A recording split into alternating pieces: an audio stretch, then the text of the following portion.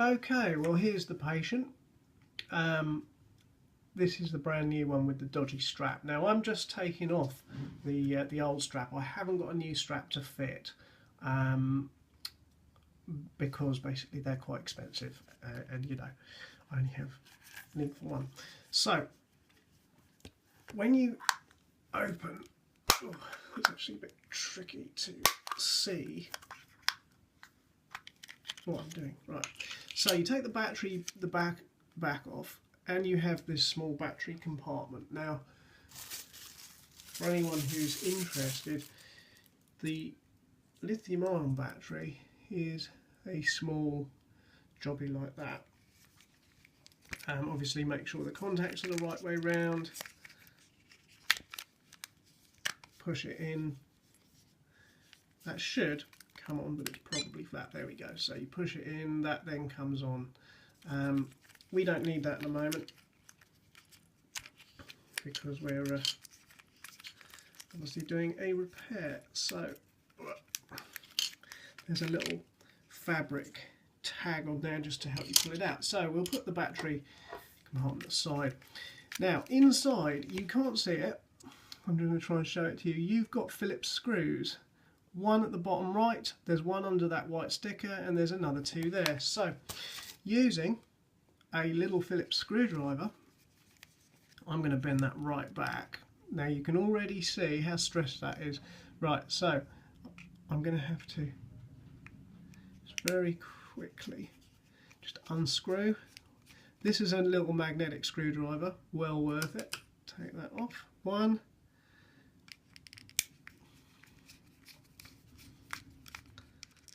2,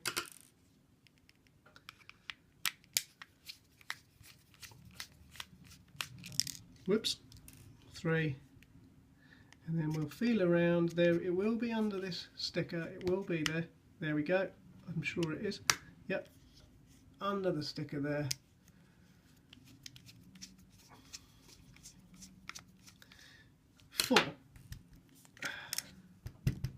Right, now before you take the two apart, just pay attention. You've got these battery contacts here. Now they've happily made it very easy to take apart. So what we're going to do is just gently pull. You can see the gap all the way around. I wish my light was a bit better. It is actually right by the camera. And then we just gently, pull off the back. Now this is what they look like inside. Now if you notice on the left hand side, you've got the battery contacts which fit through the corresponding holes there, so you've got to make sure that it goes back on the right way round.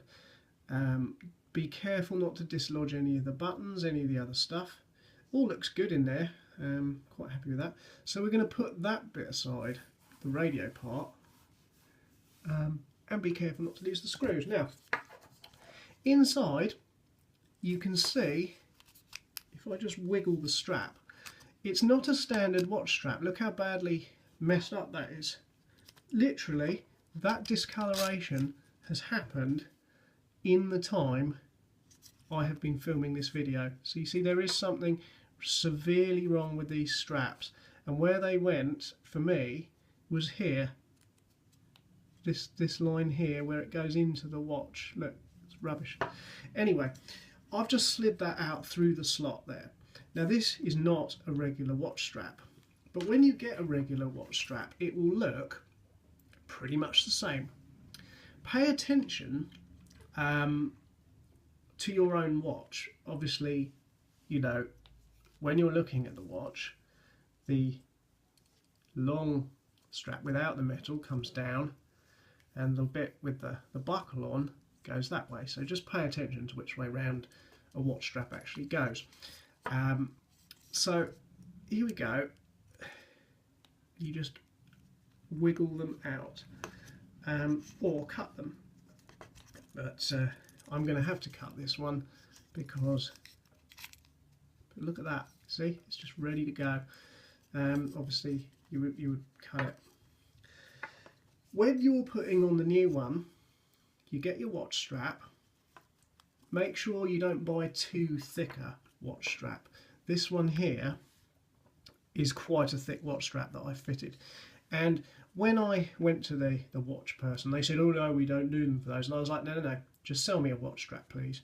He sold me a decent quality leather watch strap. We talked about this bit here being around 24mm.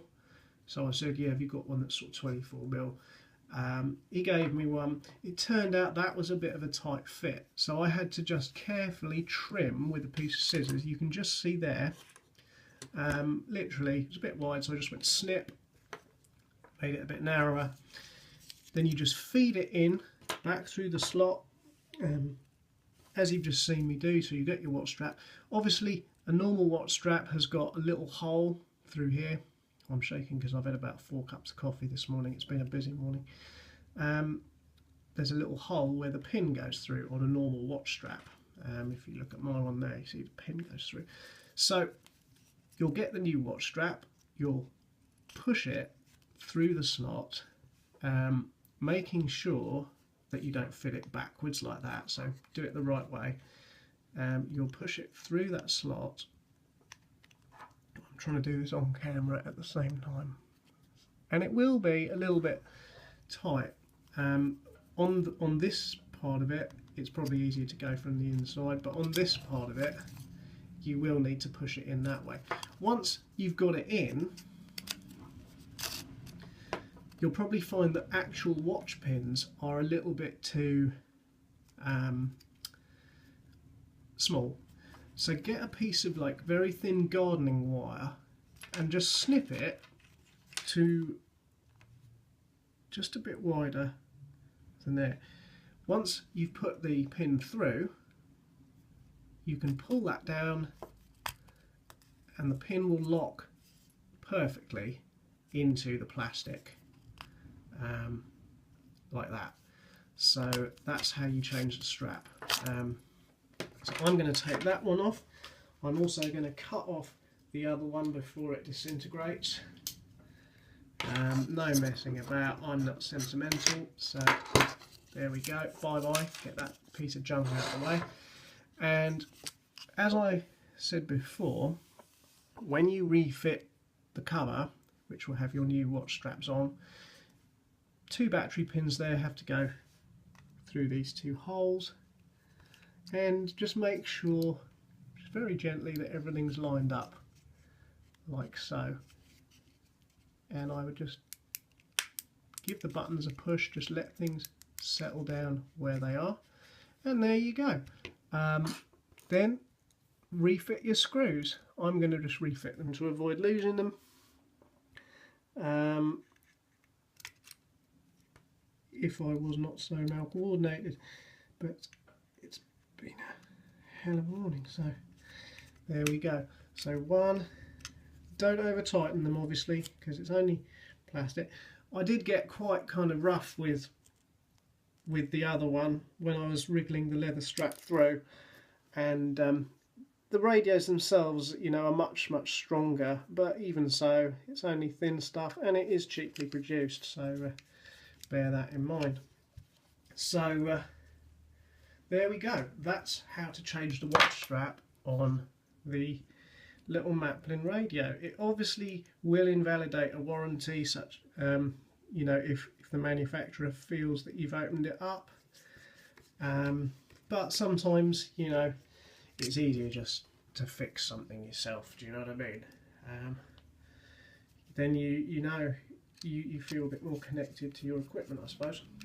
So there we go, all 4 screws back in, all nice, all perfectly fine, and then put the back on. So I've just done that just to save the unit from being mullered. It's actually more difficult to put it back together if you try and fit all the parts backwards, I've discovered. There we go. So there we go. That's how you would change the watch strap. Bye bye to all these bits of junk there. So yeah, I think Maplin should perhaps do something about the quality issue. Maybe they have, maybe it's not, maybe it's just a bad batch, I don't know. So there we go, this is obviously the finished one.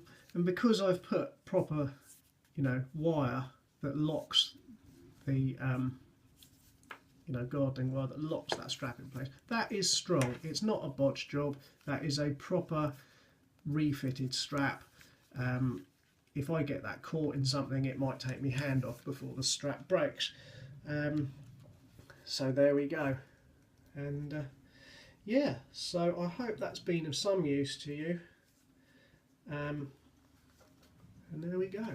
So there is the completed PMR radio.